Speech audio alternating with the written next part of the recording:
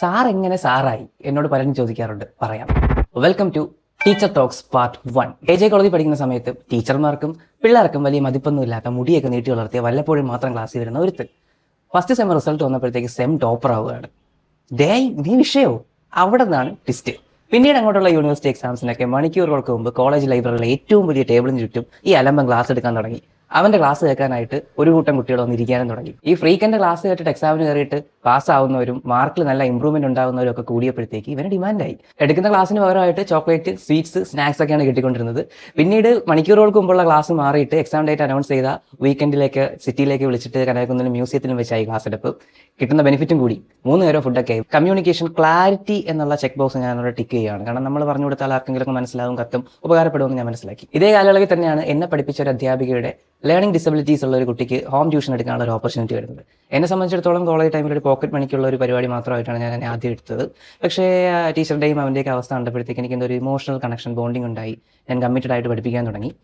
ആ പ്രായത്തിലുള്ള എന്നെപ്പോലുള്ള ഒരു പയ്യൻ കാണിക്കുന്നതിനും അധികം പേഷ്യൻസും ടോളറൻസും ഒക്കെ കാണിച്ചുകൊണ്ട് ഞാൻ കുറേ കഷ്ടപ്പെട്ടിട്ട് ആ കുട്ടിയെ അക്ഷരം കൂട്ടി വായിപ്പിക്കാനും അക്ഷരം കൂട്ടി എഴുതിപ്പിക്കാനും മോൾഡ് ചെയ്തു. എൻ്റെ ജീവിതത്തിലെ ടീച്ചിങ് കരിയറിൽ തന്നെ ഏറ്റവും വലിയ അച്ചീവ്മെൻ്റ് ആയിട്ട് ഞാൻ ഇന്നും കണക്കാക്കുന്നത് അതിനെയാണ്. പിന്നീട് ഞാൻ സ്കൂളിൽ പഠിച്ച ട്യൂഷൻ സെൻ്ററിൽ അധ്യാപകനായിട്ട് ഞാൻ ജോയിൻ ചെയ്യുകയാണ്. അവിടെ ഞാൻ LP വിഭാഗത്തിലെ കുട്ടികൾക്കാണ് ക്ലാസ് എടുക്കുന്നത്. ബാച്ച് ടോപ്പറായിട്ട് AJന്ന് പാസ് ഔട്ട് ആയിട്ട് ഞാൻ പിന്നെ ഏവിയേഷൻ പഠിക്കാനാണ് പോയത്, ജേർണലിസം പഠിക്കാനല്ല. 1 ഇയർ ഏവിയേഷൻ പഠിച്ചതിന് ശേഷം ഞാൻ 1 ഇയർ ഏവിയേഷൻ പഠിപ്പിക്കുകയും ചെയ്തു. വീടിനടുത്തുള്ള ഹയർ സെക്കൻഡറി സ്കൂളിൽ കോംപ്ലിമെൻ്ററി ആയിട്ട് ജേർണലിസം സബ്ജക്ട് സ്റ്റാർട്ട് ചെയ്തപ്പോഴാണ് ഒരു സ്കൂൾ ടീച്ചർ എന്ന നിലയിൽ ഞാൻ എൻ്റെ അക്കാഡമിക്കൽ കരിയർ, അതും ജേർണലിസം ടീച്ചിങ്ങിൽ സ്റ്റാർട്ട് ചെയ്യുന്നത്. ഈ കാലയളവിനുള്ളിൽ തന്നെ ഞാൻ post graduation in journalism and mass communication complete ചെയ്തു.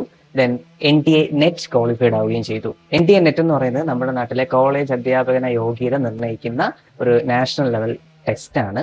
2018 ഞാൻ NTA നെറ്റ് എക്സാം ക്വാളിഫൈഡ് ആവുന്നത്. വളരെ അഭിമാനത്തോടെ പറയാൻ പറ്റും. കാരണം 2018 ആദ്യമായിട്ട് നെറ്റ് എക്സാം പേപ്പർ മോഡിൽ നിന്ന് മാറി കമ്പ്യൂട്ടർ മോഡിലേക്ക് ആക്കിയത്. അതുകൊണ്ട് തന്നെ അത്രയും ഡിഫിക്കൽട്ടായിരുന്നു. നിങ്ങൾ പരിശോധിച്ചാൽ മനസ്സിലാവും. 2018 നെറ്റ് റിസൾട്ട് എന്ന് പറയുന്നത് ആകെ ക്വാളിഫൈഡ് ആയത് ജസ്റ്റ് 6% ആൾക്കാർ മാത്രം. എന്ന് വെച്ചാൽ 100 പേര് എക്സാം എഴുതിയോ, അതിലാകെ 6 പേര് മാത്രമാണ് പാസ്സായത്. അങ്ങനെ നോക്കുമ്പോഴത്തേക്ക് 6 പേരിൽ ഒരാൾ ഞാൻ. സോ അങ്ങനെ പ്രൊഫഷണലി കൊളേജിയറ്റ് എഡ്യൂക്കേഷനിൽ ഒരു അധ്യാപകനാകാനുള്ള യോഗ്യത ബോക്സ് ഞാൻ ടിക്ക് ചെയ്യുകയാണ്. പിന്നെ ഈ യോഗ്യതകളൊക്കെ വെച്ചുകൊണ്ട് ഞാൻ Mannanchery college of arts and science പുതുതായി തുടങ്ങിയ മീഡിയ സ്റ്റഡീസ് ഡിപ്പാർട്ട്മെന്റിലെ ഫാക്കൽറ്റി ആയിട്ട് ജോയിൻ ചെയ്തു. 3 വർഷം ഞാൻ അവിടെ ഉണ്ടായിരുന്നു. ആ ഡിപ്പാർട്ട്മെന്റ് നോക്കി നടത്തി. അതിനുശേഷം ഞാൻ കൊല്ലം SN കോളേജിൽ ജോയിൻ ചെയ്തു. അവിടെയും 3 വർഷം കംപ്ലീറ്റ് ചെയ്തു. I don't know what next, but I know one thing. ഇതുപോലെ ടീച്ചിങ് റിലേറ്റഡ് ആയിട്ടുള്ള ഒത്തിരി വിശേഷങ്ങൾ എനിക്ക് ഷെയർ ചെയ്യാനുണ്ട്. എൻ്റെ കോണ്ടന്റ് ഇഷ്ടപ്പെടുന്നുണ്ടെങ്കിൽ please do like, share and follow.